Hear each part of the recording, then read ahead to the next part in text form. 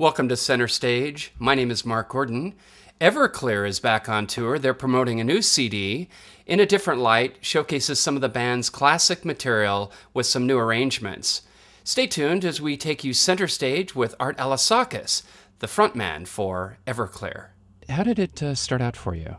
I grew up on the west side here, and just from the time I was 4 years old, I fell in love with the Beatles back in, what was that?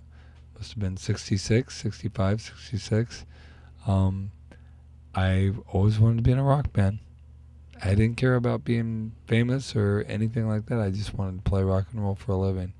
And I just took that passion and that vision through my life and kept doing it and kept doing it. I went through a bunch of different things. I was a substance abuser and an addict in various ways, an alcoholic, and I got clean and sober, and then I got very driven. I put a lot of that addictive behavior and energy in playing in bands, and we moved from Los Angeles. Me and my first wife moved up to San Francisco and lived there for about 4 or 5 years, and then me and my second wife moved up to Portland, where she was from, had a baby, and started Everclear, and just built it up. And we have been very blessed, with success. It's really interesting, but it's really fascinating and really feels good to be able to come back here and talk about it, because it's been a long time. So how has it changed for you? Life on the road and, reintroducing these songs again? It's interesting to hear the changes they went through. Even though I did them, just 6 months ago, I haven't listened to them in 3-4 months. And so it's always interesting.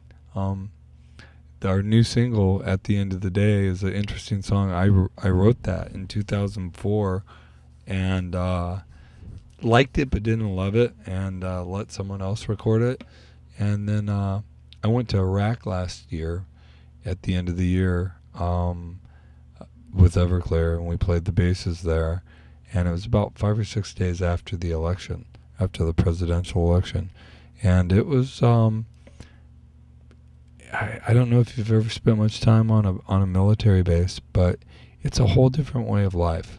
It really is, and especially overseas, and especially in a war zone where everybody's walking around with submachine guns all the time. Their clips aren't in, but they have guns. Everybody's strapped with big, scary guns, and they don't even think about it. It's so normal to them, and it was a really being over there and meeting people over here. And we've always gone to the USO and done things for the USO at Walter Reed Hospital, which is the staging area where people come in who've been injured over there in Iraq and Afghanistan. And meeting families that have people over there or that have lost people at war. It's a really interesting thing that he gave me a whole different perspective on love and a whole different perspective on longing, and it made that song, which I discounted before, seem a lot more apropos and important and immediate. And I'm pretty anti-war, but I'm pretty pro-troop. Because I believe that they're Americans and they're our kids, and they deserve our support. Regardless of what we think of the war, we have to support the people who are over there doing what they think is right. What was your biggest challenge, as a musician and an artist? What was your biggest challenge, would you say? I don't know. It depends on who you talk to. If you ask me, I think my biggest challenge was to reinvent myself on every song and every album. A lot of people think that maybe it was because I was a bit older when we got signed to Capitol back in 92, it was, or actually 94, when we got signed to Capitol in 94, when my daughter was 2, I was, I was 32 years old. I was honest about it, and they kept telling me to lie about my age. And I'm like, I refuse to play those games.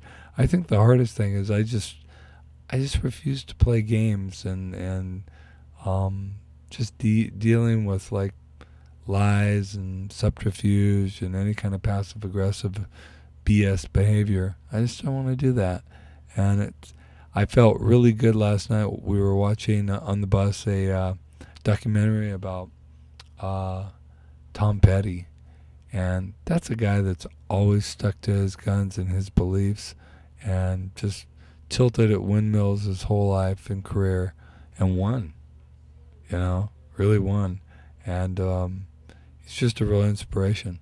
You have a bit of KXLU history, don't you? Absolutely. I grew up as a kid. I grew up in the housing project in Mar Vista Gardens, which is in the shadow of the hills. Back in the day, down at the bottom of the hill where Loyola is, that was Hughes Aircraft, where my mom used to work. But later on in the 80s, I had a girlfriend that worked up here and went to school here, and we used to run the overnight show on KXLU. KXLU, even then, was one of the only places that you could hear indie rock music, such as REM or The Replacements or Husker Du or any of the cool bands back then. So it was very interesting to be asked to come back here. I haven't been back here in 25, 30 years.